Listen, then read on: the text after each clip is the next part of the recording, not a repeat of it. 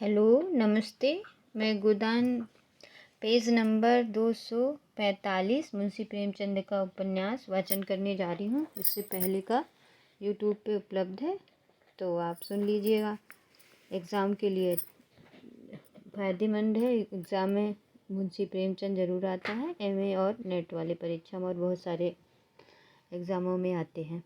तो आपको सिलेबस तो पते होंगे, तो आपके उपयोगी होंगे, आपकी लाभकारी होंगे, तो इसे वाचन कर लीजिएगा। तब होरी ने आंगन में आकर कहा, मैं तेरे पैरों पड़ता हूँ धनिया, चुप रहा, मेरे मुंह में कालिक मत लगा।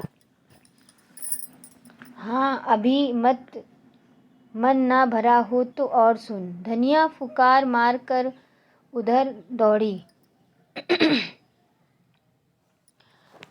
धनिया फुकार मारकर दौड़े। तुम भी मोटी डाल पकड़ने चले, मैं ही दोषी हूँ, यह तो मेरे ऊपर फूल बरसा रही है।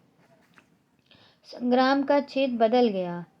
जो छोटों के मुंह लगे वह छोटों, जो धनिया किस तर्क से झुनिया को छोटा मान ले। होरी ने व्यतीत कंठ से कहा, अच्छा, वह छोटी नहीं बड़ी सही, जो आदमी नहीं रहना चाहता है क्या उसे बांध कर रखेगी? माँ बाप का धर्म है लड़के को पाल पोस कर बड़ा कर देना। वह हम कर चुके, इसके हाथ पांव हो गए हैं। अब तू क्या चाहती है? वे दाना चारा ला कर खिलाएं? माँ बाप का धर्म 16 आना लड़कों के साथ है। लड़कों का माँ बाप के साथ एक आना भी धर्म नहीं। जो जाता है उसे आशीष देकर विदा कर दे। हमारा भगवान मालिक है, जो कुछ भोगना वदा है भोगेंगे। 47 साल इसी तरह रोते धोते कट गए। 5 साल है, वह भी यूं ही कट जाएंगे। उधर गोबर जाने की तैयारी कर रहा था। इस घर का पानी भी उसके लिए हराम है। माता होकर जब उसे ऐसी ऐसी बातें कहें तो अब वह उसका मुंह भी ना देखेंगे। देखते ही देखते उसका बिस्तर बंध गया। दुनिया ने भी सुंदरी पहन ली। चुन्नू भी टोपी और फ्रॉक पहनकर राजा बन गया। होरी ने आर्द्र कंठ से कहा, बेटा, तुमसे कुछ कहने का मुंह तो नहीं, लेकिन कलेजा नहीं मानता। क्या जरा सा जाकर अपनी अभागिनी माता के पांव छू लोगे तो क्या कुछ बुरा होगा? जिस माता की कोख में जन्म लिया और जिसका रकत पीकर पले हो, उसके साथ इतना भी नहीं कर सकते? गोबर ने मुंह फेर कर कहा, मैं उसे अपनी माता नहीं समझता। होरी ने आंखों में आंसू लाकर कहा, जैसी तुम्हारी इच्छा, जहाँ रहो सुखी रहो। दुनिया ने सास के पास जाकर उसके चरणों को आंचल से छुआ। धनिया ने मुंह से आशीष का एक शब्द भी ना निकाला। उसने आंखें उठाकर देखा भी नहीं। गोबर बालक को गोद में लिए आगे आगे था। धनिया बिस्तर बगल में दबाए पीछे। एक चमार का लड़का संदूक लिए था।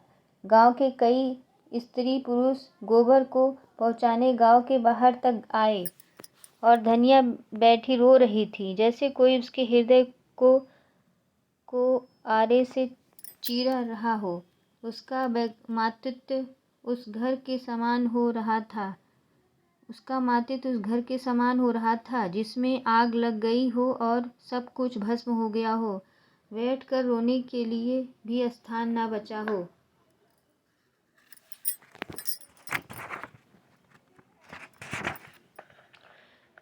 इधर कुछ दिन से राय साहब भी कन्या के विवाह की बातचीत हो रही थी। इधर कुछ दिनों से राय साहब की कन्या के विवाह की बातचीत हो रही थी। उसके साथ ही इलेक्शन भी सिर पर आ पहुंचा था। मगर इन सबों से अवश्य उन्हें दीवानी में एक मुकदमा दायर करना था, जिसकी कोर्ट फीस की 50,000 होती थी, ऊपर से खर्च अलग। राय साहब के साले, जो अपनी रियासत के एकमात्र स्वामी थे, एन जवानी में मोटर लड़ जाने के कारण गत हो गए थे और राय साहब अपने कुमार पुत्र की ओर से उस रियायत पर अधिकार पाने के लिए कानून की शरण लेना चाहते थे।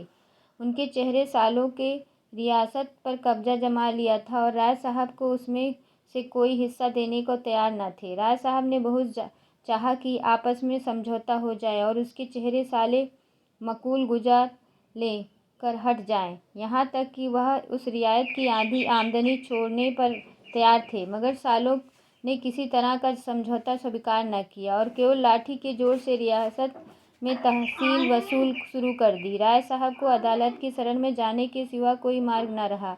मुकदमों में लाखों का खर्चा था, मगर रियासत भी 20 लाख से कम की जायदाद न थी। वकीलों ने निश्चय रूप से कह दिया कि आपकी शर्तियाँ डिग्री होंगी। ऐसा मौका कौन छोड़ सकता है। मुश्किल यही कि यह तीनों काम एक साथ आ पड़े थे और उन्हें किसी तरह टाला न जा सकता था। कन्या की अवस्था 18 वर्ष की हो गई थी और केवल हाथ में रुपए न रहने के कारण अब तक उसका विवाह टलता जाता था। खर्च का अनुमान 1 लाख का था। जिसके पास जाते वही बड़ा सा मुँह खोलता, मगर हाल में एक बड़ा अच्छा अवसर हाथ में आ गया। कुंवर दिग्विजय सिंह की पत्नी यचमा की भेंट हो चुकी थी और कुंवर साहब अपने उजड़े घर को जल्द से जल्द बसा लेना चाहते थे। सौदा भी वारे से तय हो गया और कहीं शिकायत हाथ से निकल न जाए, इसलिए इसी लग्न में विवाह होना परम आवश्यक था। कुंवर साहब दुर्वासनाओं के भंडार थे। शराब, गांजा, अफीम, मदक, चरस, ऐसा कोई नशा न था जो वह न करते हो। और ऐयासी तो रईस की शोभा ही है। वह रईस ही क्या जो ऐयास ना हो। धन का उपभोग और किया ही कैसे जाए। मगर इन सब दुर्गुणों के होते हुए भी यह ऐसा प्रतिभावान थे कि अच्छे विद्वान उनका लोहा मानते थे। संगीत, नाट्य कला, हस्तरेखा, ज्योतिषी, योग, लाठी, कुश्ती, निशानेबाजी आदि कलाओं में अपना जोड़ नाम रखते थे। इसके साथ ही बड़े दबंग और निर्भीक थे। राष्ट्रीय आंदोलन में दिल खोल कर सहयोग देते थे और हाँ, गुप्त रूप से अधिकारियों यह बात छिपी न थी, फिर भी उनकी बड़ी प्रतिष्ठा थी और साल में 1-2 बार गवर्नर साहब भी उनके मेहमान हो जाते थे। और अभी अवस्था 30-32 से अधिक न थी और स्वास्थ्य तो ऐसा था कि अकेले एक बकरा खाकर हजम कर डालते थे। राय साहब ने समझा बिल्ली के भागों छींक टूटा। अभी कुंवारा साहब पोषसी से नियुक्ति भी न हुई थी कि राय साहब ने बातचीत शुरू कर दी। कुंवर साहब के लिए विवाह केवल अपने प्रभाव और शक्ति बढ़ाने का साधन था। राय साहब कौंसिल के मेंबर थे वे ही प्रभावशील थे। कौंसिल के मेंबर थे ही यूं ही प्रभावशील थे। राष्ट्रीय संग्राम में अपने त्याग का परिचय देकर श्रद्धा के पात्र भी बन चुके थे। शादी तय होने में कोई बाधा न हो सकी थी और वह तय हो गई। रहा इलेक्शन, यह सोने की हंसिया थी जिसे न उगलते बनता था न निगलते। अब तक वह 2 बार निर्वाचित हो चुके थे और दोनों ही बार उन पर 1-1 लाख की चपत पड़ी थी। मगर अब की एक राजा साहब उसी इलाके में खड़े हो गए थे और डंके की चोट में ऐलान कर दिया था कि चाहे हर एक वोटर 1-1 हज़ार ही क्यों ना देगा, चाहे 50 लाख की रियायत मिट्टी में मिल जाए, मगर तय अमरपाल सिंह को कौंसिल में ना जाने दूंगा। और उन्हें अधिकारियों ने अपना सहायता का आश्वासन भी दे दिया। राय साहब विचारशील थे, चतुर थे, अपना नफ़ा नुकसान समझते थे, मगर राजपूत थे और पोतड़ों के रईस थे। वह चुनौती पाकर मैदान से कैसे हट जाते। यूँ इनसे राजा सूर्य प्रताप सिंह ने आकर कहा होता, भाई साहब आप 2 बार कौंसिल में जा चुके, अब की मुझे जाने दीजिए, तो शायद राय साहब ने उनका स्वागत किया होता। कौंसिल का मुँह अब उन्हें न था, लेकिन इस चुनौती के सामने ताला ठोकने के सिवा और कोई राह ही न थी। एक मसलहत और भी थी। मिस्टर तख्खा ने उन्हें विश्वास दिया था कि आप खड़े हो जाएं, पीछे राजा साहब से 1 लाख की थैली लेकर बैठ जाइएगा। उन्होंने यहाँ तक कहा था कि राजा साहब बड़ी खुशी से 1 लाख की थैली दे देंगे। मेरी उनसे बातचीत हो चुकी है, पर अब मालूम होता है राजा साहब राय साहब को परस्त करने का गौरव नहीं छोड़ना चाहते हैं। उनका मुख्य कारण था राय साहब की लड़की की शादी कुंवर साहब से ठीक होना। 2 प्रभावशाली घरानों का संयोग पर उनकी प्रतिष्ठा के लिए हानिकारक समझते थे।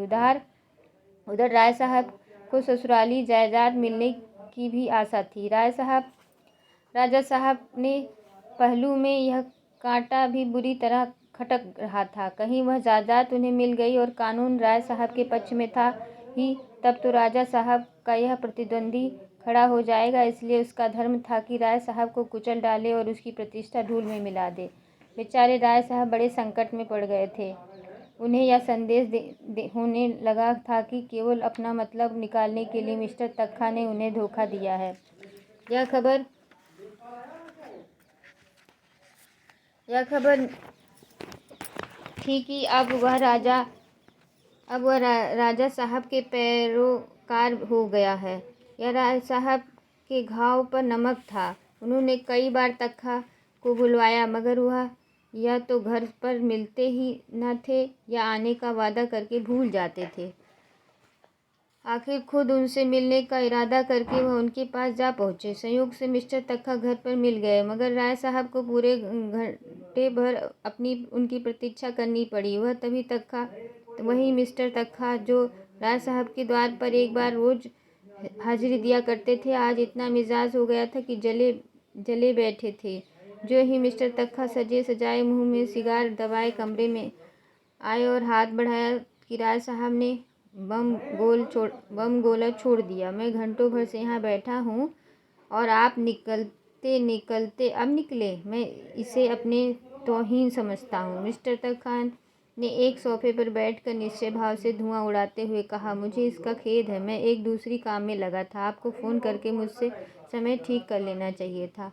आग में घी पड़ गया, मगर राय साहब ने क्रोध को दबाया। वह लड़ने न आए थे, वह इस अपमान को पी जाने का ही अवसर था। बोले, हाँ, यह गलती हुई। आजकल आपको बहुत कम फुर्सत रहती है शायद। जी हाँ, बहुत कम, वरना मैं अवश्य आता। मैं उसी मामले के बारे में आपसे पूछने आया है। समझौते की तो कोई आशा नहीं मालूम होती है। इधर तो जंग की तैयारी बड़े जोरों से हो रही है। राय साहब को तो आप जानते ही, झक्कड़ आदमी, पूरे सन की कोई न कोई धुन पर सवार रहते। आजकल यही धुन कि राय साहब को नीचा दिखा कर रहेंगे, और उन्हें जब एक धुन सवार हो जाता तो फिर किसी की नहीं सुनते, चाहे कितनी ही नुकसान उठाना पड़े। कोई 40 लाख का बोझ सिर पर है, फिर वही दम खम है, वही अल्लाले तल्लले खर्च हैं। पैसे को तो कुछ समझते ही नहीं। नौकरों का वेतन 6-6 महीने से बाकी पड़ा हुआ है, मगर हीरा महल बना रहा है। संगमरमर का तो फर्श 25 कारी ऐसी हो रही है कि आंखें नहीं ठहरती। अफसरों के पास रोज डलियाँ जाती रहती है। सुना है कोई अंग्रेज मैनेजर रखने वाले हैं। फिर आपने कैसे कह दिया कि आप कोई समझौता करा देंगे। मुझसे जो कुछ हो सकता है वह मैंने किया, उसके सिवा मैं और क्या कर सकता। अगर कोई व्यक्ति आपने 2-4 लाख रुपए फंसाने की ही तुला हुआ हो तो मेरा क्या बस। राय साहब अब क्रोध ना संभाल सके, खासकर जब उन 2-4 लाख रुपए से 10-20 हजार आपके हत्थे चढ़ने की भी आशा हो। मिस्टर तक्खा अब क्यों दबते, बोले, राय साहब, साफ साफ ना कहलवाइए। यहाँ मैं सन्यासी हूँ ना आप। हम सभी कुछ न कुछ कमाने की कोशिश है। आँख के अंधे और गांठ के पूरों की तलाश आपको भी उतनी है जितनी मुझको। आपसे मैंने खड़े होने का प्रस्ताव किया था। आप 1 लाख के लोभ से खड़े हो गए। अगर गोटी लाल हो जाती है तो आज आप 1 लाख के स्वामी होते और बिना 1 पाई कर्ज लिए कुंवर साहब से संबंध भी हो जाता और मुकदमा भी दायर हो जाता। मगर आपके दुर्भाग्य से वह चाल पट पड़ गई। जब आप ही ठाठ पर रह गए तो मुझे क्या मिलता। आखिर मैंने झक मार कर उनकी पूँछ पकड़ी। किसी न किसी तरह यह बैतरनी तो पार करनी ही है। राय साहब को ऐसा आवेश आ रहा था कि इस दुष्ट को गोली मार दें। इसी बदमाश ने सब्ज बाग दिखाकर उन्हें खड़ा किया और वह अपनी सफाई दे रहा है। पीठ में धूल भी नहीं लगने देता, लेकिन परिस्थिति जनाब बंद किए हुए थी, तो अब आपके लिए कुछ नहीं हो सकता। ऐसा ही समझिए। मैं 50,000 का भी समझौता करने को तैयार हूँ। राजा साहब किसी तरह ना मानेंगे। 25,000 पर तो मान जाएंगे, कोई आशा नहीं। वह साफ कह चुके हैं। वह कह चुके हैं या आप कह रहे हैं? आप मुझे झूठा समझते हैं, राय साहब ने विनम्र स्वर में कहा। मैं आपको झूठा नहीं समझता, लेकिन इतना ज़रूर समझता हूँ कि आप चाहें तो मुकदमा भी हो सकता है। तो आपका ख्याल है मैंने समझौता नहीं होने दिया? नहीं, यह मेरा मतलब नहीं है। मैं इतना ही कहना चाहता हूँ कि आप चाहते तो काम हो जाता और मैं इस झमेले में ना पड़ता। मिस्टर तखा ने घड़ी की तरफ देखकर कहा, तो राय साहब, अगर आप साफ कहलाना चाहते हैं तो सुनिए। अगर आपने 10,000 का चौका मेरे हाथ पर रख दिया होता तो आज निश्चय 1,00,000 के स्वामी होते। आप शायद चाहते होंगे जब आपको राजा साहब से रुपए मिल जाते तो आप मुझे 1,000 2,000 दे देते। तो मैं ऐसी कच्ची गोली नहीं खेलता। आप राजा साहब के से रुपए लेकर तिजोरी में रखते और मुझे अंगूठा दिखा देते। फिर मैं आपका क्या बना लेता बतलाइए? कहीं नालिश फरियाद भी तो नहीं कर सकता था। राय साहब ने आहत नेत्रों से देखा। आप मुझे इतना बेईमान समझते हैं? तखा ने कुर्सी से उठकर कहा। इसे बेईमानी कौन कह समझता है? आजकल यही चतुराई है, कैसे दूसरों को उल्लू बनाया जा सके। यही सफल नीति है और आप इसके आश्चर्य। राय साहब ने मुट्ठी बांध कर कहा, मैं जी हाँ, आप पहले चुनाव में मैंने जी जान से आपकी पैरवी की। आपको बड़ी मुश्किल से रो धोकर 500 रुपये दिए। दूसरे चुनाव में आपने एक सड़ी सी टूटी फूटी कार देकर अपना गला छुड़ाया। दूध का जला छाछ भी फूंक फूंक कर पीता है। वह कमरे से निकल गए और कार लाने का हुक्म दिया। राय साहब का खून खौल रहा था। इस अपशिष्टता की भी कोई हद है। एक तो घंटे भर इंतज़ार कराया और अब उतनी बेमुरौती से पेश आकर उन्हें ज़बरदस्ती घर से निकाल रहा है। अगर उन्हें विश्वास होता कि वह मिस्टर तखा को पटकनी दे सकते हैं तो कभी न चूकते, मगर तखा डील डोल में उनसे सवाए थे। जब मिस्टर तखा ने हॉर्न बजाया तो वह भी आकर अपनी कार में बैठे और सीधे मिस्टर तखा के पास पहुँचे। 9 बज रहे थे, मगर खन्ना साहब अभी मीठी नींद का आनंद ले रहे थे। मिस्टर खन्ना साहब अभी मीठी नींद का आनंद लेते। वह 2 बजे रात के पहले कभी न सोते थे और 9 बजे तक सोना स्वाभाविक ही था। यहाँ भी राय साहब को आधा घंटा बैठना पड़ा, इसलिए जब कोई 9:30 बजे मिस्टर खन्ना मुस्कुराते हुए निकले तो राय साहब ने डांट बताई, अच्छा, अब सरकार की नींद खुली है तो 9:30 बजे रुपया जमा कर लिया है ना? जभी बेफिक्री है। मेरी तरह ताल्लुकेदार होते तो अब तक आप भी किसी द्वार पर खड़े होते। बैठे बैठे सिर में चक्कर आ जाता है। मिस्टर खन्ना ने सिगरेट की उनकी तरफ बढ़ाते हुए प्रसन्न मुख से कहा, सोने में बड़ी देर हो गई। इस वक्त किधर से आ रहे हैं?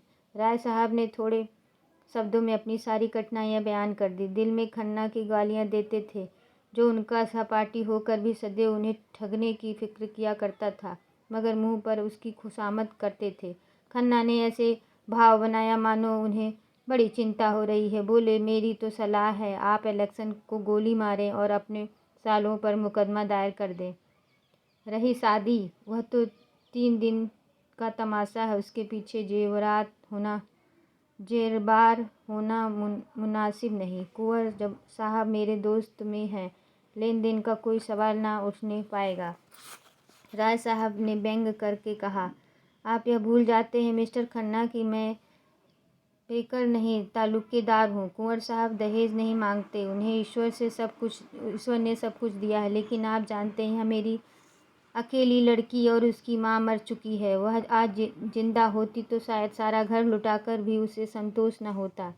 तब शायद मैं उसे हाथ रोक कर खर्च करने का आदेश देता, लेकिन अब तो मैं उसकी माँ भी हूँ और बाप भी। अगर मुझे अपने हृदय का रक्त निकाल कर भी देना पड़े तो मैं खुशी से दे दूँगा। इस बुजुर्ग जीवन में मैंने संतान प्रेम से ही अपनी आत्मा को प्यास बुझाई है।